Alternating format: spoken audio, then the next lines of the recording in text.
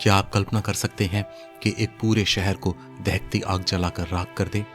वो शहर जो अपने समय के सबसे बड़े शहरों में से एक था, वो शहर जो उस समय दुनिया के 10% यानी 10% हिस्से पर राज करता था और आगे चलकर 25% यानी 1/4 दुनिया का मालिक बना।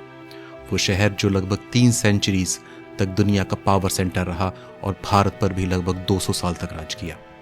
आइए बात करते हैं उस अग्निकांड यानी फायर इंसिडेंस की जो 3 दिनों तक चलता रहा और जिसने दुनिया के सबसे शक्तिशाली शहर को मिट्टी में मिला दिया। थॉमस फेरेनर अपने समय का एक रेनाउंड और रिस्पेक्टेड पर्सनालिटी था। थॉमस बाय प्रोफेशन एक बेकर था और उसके बनाए प्रोडक्ट्स जैसे केक, पुडिंग, ब्रेड और पेस्ट्री काफ़ी डिमांड में रहते थे। वो काफ़ी हार्ड वर्किंग था और ज़्यादातर काम खुद करना पसंद करता था। अपनी प्रोडक्ट क्वालिटी के चलते वो ब्रिटिश एलीट्स में काफ़ी फेमस था और यही एलीट्स उसके मेन कस्टमर भी थे। उसके बनाए प्रोडक्ट्स इतनी डिमांड में रहते थे कि उसका कैलेंडर प्री बुकिंग से हमेशा भरा रहता था। लेकिन थॉमस सबसे ज़्यादा इसलिए जाना जाता था क्योंकि वो ब्रिटिश किंग चार्ल्स II का बेकर था। थॉमस अपनी शर्तों पर काम करना पसंद करता था और इसका सबसे बड़ा एग्जाम्पल यह था कि किंग का पर्सनल बेकर होते हुए भी वह सारी प्रोडक्शन अपनी शॉप से ही करता था। अगर सब कुछ ठीक चलता तो आज थॉमस शायद अपनी कुकिंग स्किल्स और कमिटमेंट के लिए याद किया जाता, या यूं हो सकता था कि किंग उसे नाइटहुड देकर सर के टाइटल से नवाज देता। पर ईयर 1606 में कुछ ऐसा हुआ जिसने थॉमस को इतिहास में अमर तो कर दिया, पर सिर्फ रॉन्ग रीजंस की वजह से। थॉमस की बेकरी लंदन में पुडिंग लेन पर थी। उस वक्त लंदन की गलियां किसी भी पुराने शहर की तरह कंजस्टेड यानी तंग थी। पुडिंग लेन में हॉर्स वैगन यानी घोड़ा गाड़ी के जाने लायक भी जगह नहीं थी। गली के मकान ज्यादातर लकड़ी के बने हुए थे। पुडिंग लेन एक बिजी जगह थी और इसके आसपास का एरिया भी काफी बिजी था। उस वक्त लंदन का यह इलाका बिजनेस, पॉलिटिक्स और कल्चरल एक्टिविटीज का सेंटर था। यह वह समय था जब लंदन काफी तेजी से एक्सपेंड हो रहा था। लोग काम की तलाश में दूर दराज से लंदन आते थे। यह लगभग वैसा ही है जैसा कि आज के मुंबई, दिल्ली या किसी और बड़े शहर में माइग्रेंट वर्कर्स का आना देखा जाता है। किसी भी एक्सपेंडिंग मेट्रोपोलिस की तरह लंदन में भी उस समय सैनिटेशन यानी सफाई, वेस्ट मैनेजमेंट और दूसरी बेसिक सर्विसेज की खासी खराब स्थिति थी। इन्हीं समस्याओं के चलते ठीक 1 साल पहले यानी 1665 में लंदन में प्लेग फैला था, जिसे the great plague of London के नाम से भी जाना जाता है। 2 सितंबर 1666 की शाम थी। थॉमस अपने दिन का काम रैप अप कर चुका था। सारे ऑर्डर्स डिलीवर हो गए थे और अपनी आदत के चलते अब वो अगले दिन के काम के लिए प्रिपेयर कर रहा था। धीरे धीरे शाम रात में बदल गई और थॉमस अपनी फैमिली के साथ सोने के लिए चला गया। थॉमस का घर बेकरी के ऊपर वाले फ्लोर पर ही था। उस बेकरी में एक ही हेल्पर थी जो कि बेकरी में ही सोती थी। बेकरी के 2 सेक्शंस थे, एक था सर्विंग एरिया जहां से डिलीवरी की जाती थी और दूसरा था किचन जहां आइटम्स प्रिपेयर होते थे। किचन में ओवन था जिसे गर्म करने के लिए लकड़ियों का यूज होता था। इसे आम भाषा में वुड फायर्ड ओवन भी कहते हैं। रात को सोने के लिए सबसे आखिर में थॉमस की 23 साल की बेटी हैना गई थी। हैना के अकाउंट्स में साफ मेंशन था कि जब वो सोने के लिए गई तब तक ओवन बंद कर दिया गया था और किचन में सब नॉर्मल था। तब तक वो रात बाकी किसी और रात की तरह शांत थी। आधी रात को थॉमस को घर में धुएं की बदबू आई। उसने देखा तो पाया कि बेकरी में भयंकर आग लगी थी। आग काफी भड़क चुकी थी और थॉमस ने अंदाजा लगाया कि बेकरी के रास्ते बाहर नहीं जाया जा सकता। तक बेकरी की हेल्पर भी जाग गई थी। थॉमस ने तुरंत अपनी फैमिली को जगाया और 2nd फ्लोर की खिड़की के रास्ते पड़ोसी की छत पर भागकर अपनी जान बचाई। हेल्पर खिड़की तक चढ़ने और छत से भागने के लिए हिम्मत नहीं जुटा पाई। इससे पहले फैमिली उसके लिए कुछ सोच पाती, वो इस आग की पहली विक्टिम यानी शिकार बनी। इसी बीच हुए शोर शराबे ने पड़ोसियों को उठा दिया था। शुरू में तो आसपास के लोगों ने मिलकर आग बुझाने की कोशिश की, पर जल्दी ही उन्हें यह बात समझ में आ गई कि कंडीशन उनके कंट्रोल से बाहर है। ऐसे में पड़ोसियों ने जल्दी जल्दी अपना कीमती सामान लेकर भागने में ही भलाई समझी। आग की स्पीड किसी की भी उम्मीद से ज्यादा थी। जल्दी ही पूरी पुडिंग लेन इसकी चपेट में आ गई। उस समय लंदन के वॉचमैन को एक स्पेशल गाइडलाइंस दी गई थी जिसमें उन्हें किसी भी आग की इंफॉर्मेशन जितना जल्दी हो सके रेलेवेंट डिपार्टमेंट को देनी होती थी। पर सरप्राइजिंगली उस दिन किसी वॉचमैन ने इस गाइडलाइन को फॉलो नहीं किया। कई घंटों तक सिटी एडमिनिस्ट्रेशन को यह पता ही नहीं था कि लंदन में कहीं इतनी भयंकर आग भी लगी है। 2 सितंबर की देर रात यानी 3 सितंबर के अर्ली आवर्स में लंदन के मेयर सर थॉमस ब्लडवर्थ को इसकी इन्फॉर्मेशन दी गई। पर मेयर ने इसे एक मामूली इंसिडेंट समझते हुए किसी प्रॉपर रिस्पॉन्स को मोबिलाइज ही नहीं किया। ऐसा कहा जाता है कि इस इंसिडेंट की सबसे बड़ी गलती यही साबित हुई। आग पर काबू पाने का जो भी अर्ली एडवांटेज हो सकता था वो ब्लडवर्थ की गलत अप्रोच के चलते हाथ से निकल गया। 3 सितंबर की सुबह होने पर अथॉरिटीज को इस इंसिडेंट के स्कोप और इम्पैक्ट समझ में आया। आग बहुत तेजी से फैल रही थी। इसकी एक वजह थी तेज हवाएं और दूसरी थी उस साल का एक्सेप्शनली ड्राई समर। जैसा बताया गया कि लंदन में उस समय के घर ज़्यादातर लकड़ी के बने होते थे, जो कि आग को फैलने के लिए एक आइडियल सिचुएशन प्रोवाइड कर रहे थे। आग पर काबू पाने का कोई तरीका लंदन एडमिनिस्ट्रेशन के पास नहीं था। बहुत से लोग आग पर काबू पाने की जगह अपनी प्रॉपर्टी बचाने पर ध्यान दे रहे थे। घरों और गोडाउन का सामान सड़कों पर रख दिया गया था, जिसकी वजह से जो थोड़ी बहुत हेल्प हो सकती थी वह भी नहीं पहुंच पा रही थी। इसी दिन यानी 3 सितंबर को ही किंग चार्ल्स II ने कंट्रोल अपने हाथों में ले लिया। अपने सिक्योरिटी एडवाइजर की सलाह पर कुछ घरों को गिरा दिए जाने का ऑर्डर पास कर दिया गया ताकि आग को और फैलने से रोका जा सके। पर जो भी डेमोलिशन हो रहा था वैसा भी मैनुअल किया जा रहा था, क्योंकि ना तो उस समय ऐसी कोई मशीन अवेलेबल थी और ना ही मशीन के जाने के लिए सड़कों पर जगह थी। इस स्ट्रेटजी का भी कोई खास फायदा होता नहीं दिख रहा था, क्योंकि आग की फैलने की स्पीड घरों के डेमोलिशन की स्पीड से काफ़ी ज़्यादा थी। तब तक लंदन में स्टेट ऑफ इमरजेंसी भी डिक्लेयर कर दी गई थी। ऐसे में किंग ने अपने भाई James the Duke of York को बुलाया। जेम्स को नेवी का काफ़ी एक्सपीरियंस था और उसने काफ़ी फायर इंसिडेंट्स हैंडल कर रखे थे। हालांकि यह सिचुएशन उसके किसी भी एक्सपीरियंस से ज़्यादा सीरियस थी। जेम्स को ऑपरेशंस इंचार्ज बना दिया गया। जेम्स ने रॉयल लाइफ गार्ड की मदद से आग पर काबू पाने की बहुत कोशिश की, पर उन्हें भी कोई खास सफलता हाथ नहीं लगी। पूरे दिन आग तेजी से फैलती रही और लंदन में रहने वाले अपने शहर को खाक होता देखते रहे। ड्राई सीजन, वुडन यानी लकड़ी के बने घर और तेज हवाओं ने एक ऐसे आग के तांडव को जन्म दे दिया था जो अब किसी के रोके नहीं रुक रहा था। अगले दिन यानी 4 सितंबर को आग ने और भयंकर रूप धारण कर लिया।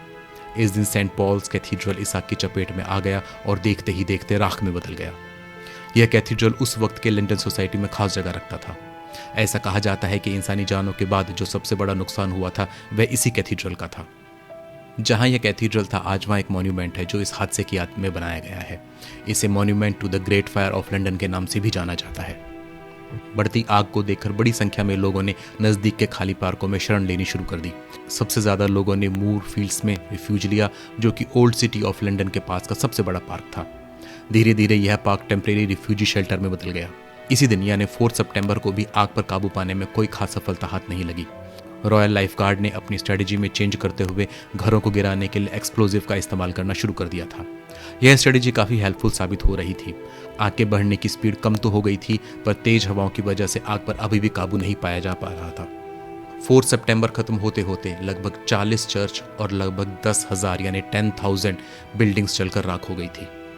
ओल्ड सिटी ऑफ लंदन, जिसे वॉल्ड सिटी भी कहते थे, वो लगभग पूरी तरह से खत्म हो चुकी थी। फायर फाइटर्स को कुछ सक्सेस तो मिली थी, पर वो अभी भी किसी मिरेकल के सहारे ही बैठे थे। 5 सितंबर की सुबह एक अच्छी खबर लेकर आई। जिस मिरेकल का इंतजार था वो सच में हो गया था। तेज हवाएं बहुत धीरे हो गई थी। साथ ही एक दिन पहले ब्लास्ट के जरिए गिराए गए घरों ने जो सेफ्टी बफर बनाया था उसने भी अपना काम करना शुरू कर दिया था। शाम तक आते आते आग का बढ़ना पूरी तरह से रुक गया था और रात को किंग चार्ल्स को ऑफिशियली बता दिया गया कि आग अब कंट्रोल में है।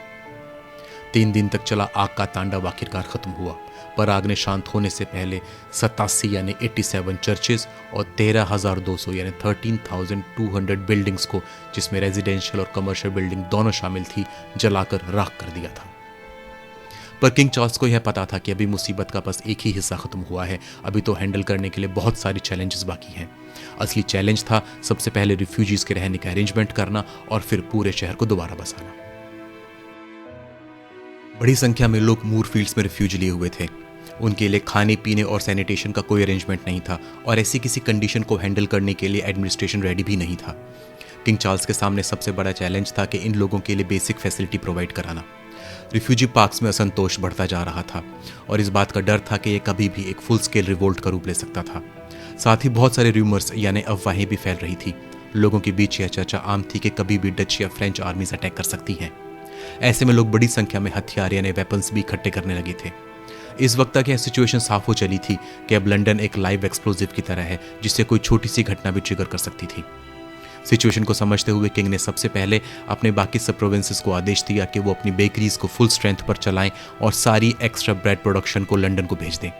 साथ ही सभी मेयर्स को यह भी ऑर्डर दिया गया कि बेकरीज को व्हीट यानी गेहूं की सप्लाई नहीं रुकनी चाहिए। किंग ने बेकरीज की सेल पर होने वाले टैक्स को भी हटा दिया था। एक ऑर्डर कैवेलरी यानी घुड़सवार सेना को भी दिया गया, जिसमें उन्हें रिफ्यूजी पार्क में पानी सप्लाई को मेंटेन रखना था। किंग चार्ल्स II ने इस समय जिस लीडरशिप के साथ देश को लीड किया वो काबिल तारीफ था। मूरफील्ड्स और बाकी जगहों पर कंडीशन बहुत जल्दी नॉर्मल हो गई और लोगों के बीच किंग के लिए रिस्पेक्ट और फेथ दोनों काफ़ी बढ़ गए थे। इस इंसिडेंस में बड़ी संख्या में लोगों का बिजनेस भी इंपैक्ट हुआ था, जिसने लंदन में अनएम्प्लॉयमेंट को एक बड़ी प्रॉब्लम बना दिया था।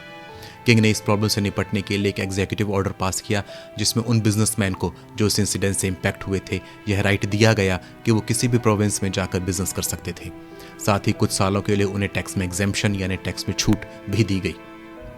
इन सब फैसलों की वजह से हालात को नॉर्मल होने में ज़्यादा टाइम नहीं लगा। सबसे आखिरी और सबसे बड़ा काम था लंदन को फिर से बसाना। इस काम की जिम्मेदारी दी गई सर क्रिस्टोफर रैन को। रैन ने किंग के सामने जो प्रपोजल रखा उसके मेन पॉइंट्स थे वाइडर यानी चौड़ी सड़कें, ब्रिक यानी ईंटों की बनी इमारतें, सैनिटेशन फैसिलिटी यानी गंदे पानी के निकास के लिए प्रॉपर नेटवर्क, फायर इंश्योरेंस और सेफर बिल्डिंग स्टैंडर्ड जिससे फ्यूचर में ऐसे किसी भी फायर रिस्क को कम किया जा सके। इसके साथ ही सेंट पॉल कैथीड्रल का रिकंस्ट्रक्शन और एक मॉन्यूमेंट जो इस इंसिडेंट्स की सफरिंग की याद में बनाया जाए। लंदन रिबिल्डिंग का काम जो 1667 में शुरू हुआ वो 1674 तक चलता रहा, पर इस रिकंस्ट्रक्शन के बाद लंदन पूरी तरह से बदल गया और एक गंदे, बदबूदार और कंजस्टेड शहर से एक प्लैंड, वाइब्रेंट और फ्यूचरिस्टिक सिटी बनकर उभरा। ऑफिशियल अकाउंट्स के अनुसार इस फायर इंसिडेंट्स में 6 लोगों ने अपनी जान गंवाई, लेकिन अनऑफिशियल अकाउंट्स की माने तो यह आंकड़ा 9 का था। इस अग्निकांड में लंदन का 80% बिजनेस पूरी तरह से खत्म हो गया था। ऐसा माना जाता है कि उस समय की बहुत सारी पेंटिंग्स, बुक्स और मॉन्यूमेंट्स भी इस आग में जलकर खत्म हो गए थे। पर इस इंसिडेंट्स का सबसे बड़ा प्रभाव उस समय के सोशल फैब्रिक पर पड़ा। लंदन जो उस समय अपने एटिकेट्स और डेकोरम के लिए जाना जाता था, वहाँ इस इंसिडेंट्स के बाद छीना झपटी, मर्डर और राइट्स ने ले ली थी। बिजनेस लॉस और अनएम्प्लॉयमेंट की वजह से लोगों को जो रास्ता समझ में आ रहा था वे उसी को अपना रहे थे। किंग चार्ल्स की कोशिशों ने हालांकि ऐसी घटनाओं को बड़े स्केल पर होने से रोक दिया था। ऐसी भी अफवाहें थी कि इस फायर इंसिडेंट्स के पीछे डच, पॉलिश या फ्रेंच माइग्रेंट्स लेबरर्स थे। ऐसे में फॉरेनर्स के साथ बहुत सारे हेट क्राइम्स भी रिपोर्ट किए गए। ओवरऑल यह कहा जा सकता है कि इस फायर इंसिडेंट्स ने जितना नुकसान प्रॉपर्टी का किया उससे कहीं ज्यादा सोशल हार्मनी यानी सामाजिक सौहार्द को खराब किया। यहां तक कि कहानी में दर्द है, हिम्मत है, संवेदना है और जीतने का जज्बा है, पर यह कहानी इतनी सीधी नहीं है जितनी दिखाई पड़ती है। इस हादसे के कुछ सालों बाद बहुत सारी अफवाहें सुनाई पड़ने लगी। ऐसा कहा जाता था कि यह इंसिडेंस किसी एक्सीडेंट का नतीजा नहीं बल्कि यह आग जानबूझकर लगाई गई थी। इनसाइडर जॉब की कॉन्स्पिरेसी थ्योरी कुछ इस तरह से बताई जाती है। आग की शुरुआत किंग के कहने पर ही की गई थी। इसकी वजह बताई जाती है प्लेग। जैसा कि आपको वीडियो के शुरू में बताया गया कि 1665 में लंदन में प्लेग फैला था। प्लेग फैलने का मेन रीजन था लंदन में जगह जगह मौजूद गंदगी और चोक्ड सीवेज सिस्टम। उस वक्त के लंदन में सीवेज का ओवरफ्लो होना और गंदे पानी का सड़क पर आना एक आम बात थी। साथ ही बारिश के पानी का सड़कों पर जमा हो जाना और जगह जगह गंदगी के ढेर भी एक आम बात थी। यह लगभग वैसा ही है जैसा आज के किसी भी डेवलपिंग नेशन में देखा जा सकता है। इन सब प्रॉब्लम्स के चलते लंदन में चूहे काफ़ी बड़ी तादाद में थे और आगे यही चलकर प्लेग का कारण बने। लंदन का प्लेग भी काफ़ी सीवियर था। ऐसा माना जाता है कि लंदन की पॉपुलेशन का 30% इस बीमारी में मारा गया था। प्लेग की इस भयावहता को देखते हुए इसे ग्रेट प्लेग ऑफ लंदन के नाम से भी जाना जाता है। सरकार ने अपनी तरफ से सारी कोशिशें कर ली थी पर वो फिर भी प्लेग पर काबू नहीं कर पा रही थी। हालांकि प्लेग फैलने का रीज़न सबको समझ में आ गया था, जो था लंदन में मौजूद गंदगी और उस पर पलते चूहे। पर एडमिनिस्ट्रेशन के पास ना तो रिसोर्सेज अवेलेबल थे और ना ही लंदन का इंफ्रास्ट्रक्चर उसे सपोर्ट कर पा रहा था। लंदन की गलियों में जाकर सफाई करना बहुत मुश्किल था क्योंकि वो बहुत ही पतली यानी तंग थी। नई सीवेज लाइन डालने के लिए ना तो शहर में जगह मौजूद थी और ना ही लंदन एडमिनिस्ट्रेशन के पास रिसोर्सेज थे। ऐसे में जब 1666 तक प्लेग पर काबू नहीं पाया जा सका तो आग लगाकर कुछ एरिया साफ करने का डिसीजन लिया गया, लेकिन यह डिसीजन उल्टा पड़ा और आग काबू से बाहर हो गई और उसने जल्द ही पूरे लंदन को अपनी चपेट में ले लिया। हालांकि आग पर काबू पाने के बाद वही हुआ जिसकी उम्मीद थी, यानी प्लेग तेजी से खत्म होने लगा। यहाँ तक ये कॉन्स्पिरेसी थ्योरी ठीक समझ आती है, पर इस थ्योरी की सपोर्ट में कोई एविडेंस नहीं है। बहुत से लोगों ने अलग अलग सर्कमस्टेंशियल एविडेंस भी प्रेजेंट किए, पर वो कभी एक्चुअल इवेंट्स के साथ टैली नहीं कर पाए। धीरे धीरे यह थ्योरी किसी भी दूसरी कॉन्स्पिरेसी थ्योरी की तरह इतिहास में खो गई और आज इस थ्योरी के बारे में कोई बात नहीं करता। क्या यह थ्योरी सच थी या कोरी कल्पना, इसका फैसला मैं आपके विवेक पर छोड़ देता हूँ। आज लंदन दुनिया की सबसे सुंदर और बेहतरीन रहने वाली जगहों में मानी जाती है। आज के लंदन को देखकर उस वक्त का अंदाज़ा लगाना भी मुश्किल होता है जब वह गंदगी या प्लेग से जूझ रहा था। या सोचे कि वो समय कैसा रहा होगा जब मेन सिटी पूरी तरह से जल गई थी और हज़ारों लोग सड़कों पर रहने के लिए मजबूर हो गए थे। जितनी खौफनाक त्रासदी थी उतनी ही शानदार थी लंदन की वापसी। किंग चार्ल्स II ने आपदा में अवसर वाली बात को सच करके दिखाया। न केवल लंदन को राख से पुनर्जीवित कर दिया बल्कि उसे पहले से बेहतर बना दिया। इतिहास में ऐसे बहुत कम एग्जाम्पल देखने को मिलते हैं जहाँ किसी शहर या देश ने ऐसी वापसी की हो। एंटोनाइन प्लेग वाले वीडियो में हमने देखा था कि किस तरह प्लेग ने पूरे रोमन एम्पायर को हिलाकर रख दिया था और प्लेग की समाप्ति के बाद रोमन एम्पायर कभी अपने पहले वाले स्वरूप में नहीं लौट पाया। आखिर में अगर किसी की सबसे ज़्यादा तारीफ करनी चाहिए तो वो है लंदन की जनता, जिसने आग की त्रासदी और प्लेग के पेंडेमिक को झेलते हुए कभी रिवोल्ट नहीं किया, बल्कि हमेशा अपने राजा का पूरा साथ दिया। इसलिए लंदन और ब्रिटिश एम्पायर इन मुसीबतों के बाद भी मजबूत बना रहा, बल्कि और शक्तिशाली बनकर उभरा। Thank you.